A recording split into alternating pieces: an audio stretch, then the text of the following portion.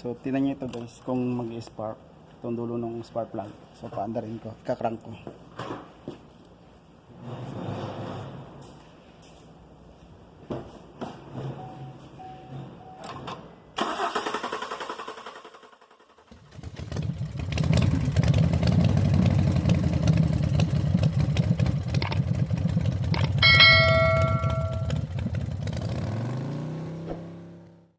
Guys, Chevrolet Silverado Crew Cab, 2019 model.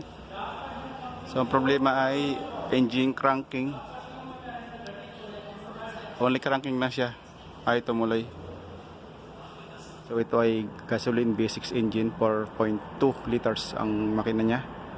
So ang checkin natin ngayon kung anong problema.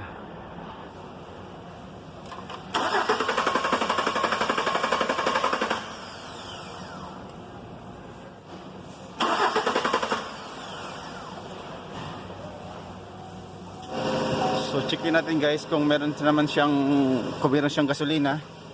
Bakit cranking lang siya? Ayan, tumuloy. So on yung ignition guys. So ayun, so full naman yung fuel niya. Full naman sa fuel gauge. So mamaya checkin natin kung anong dahilan, bakit ayaw niya umandar. So ang gagawin ko ngayon guys ay tatanggalin ko tong isang high tension wire. So bubunutin ko yan, tapos lalagyan ko ng spark plug. Titinan ko mayroong spark, mayroong kuryente.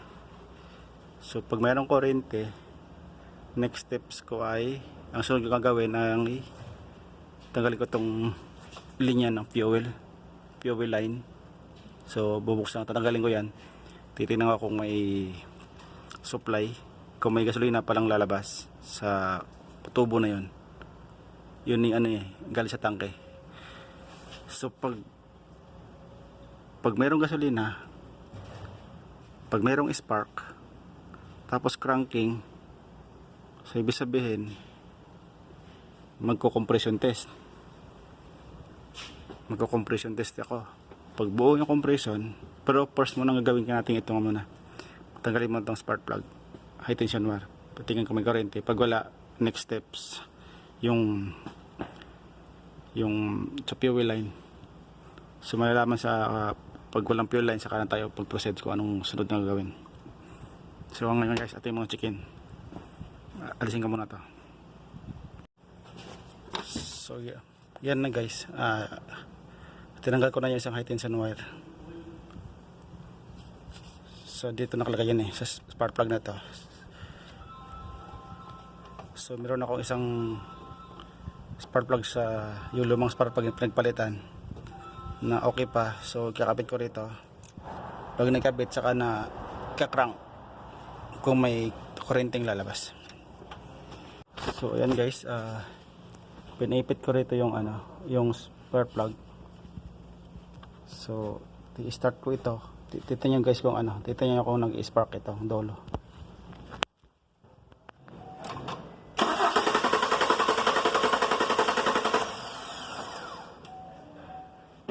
So meron siyang spark guys, may kuryente siya. So ibig sabihin okay siya. So ang next natin gagawin ay yung ito. Alisin natin itong fuel hose, fuel line niya.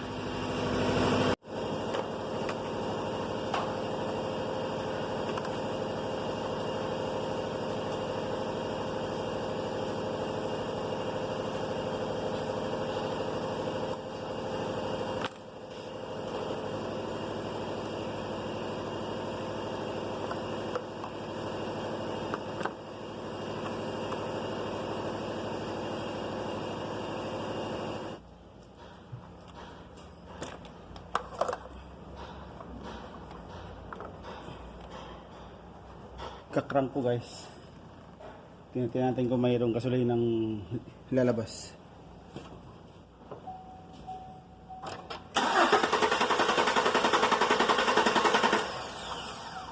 Walang lumabas guys na gasolina.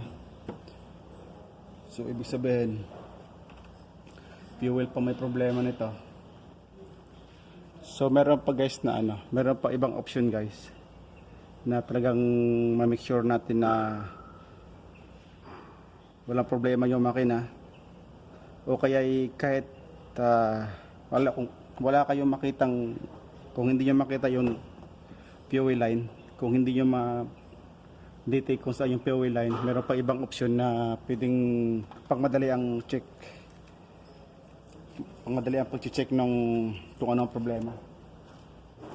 Kung ang problema ba ay fuel pump, kahit hindi mo na bunutin to, madidetect mo agad ang kung fuel pump ang problema.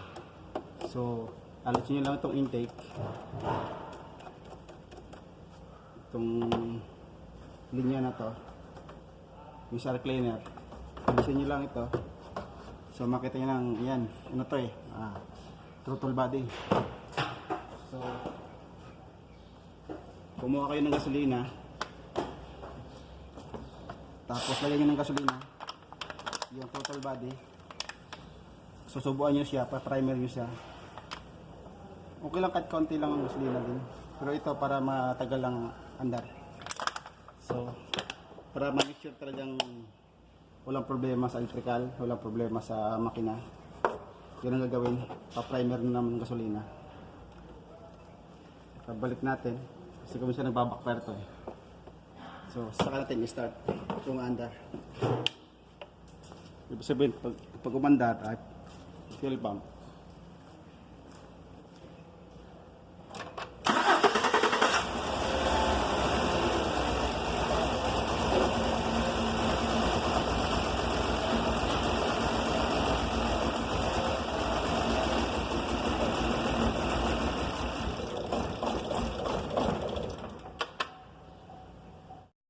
So yan guys, umandar. So confirm, fuel pump na may problema.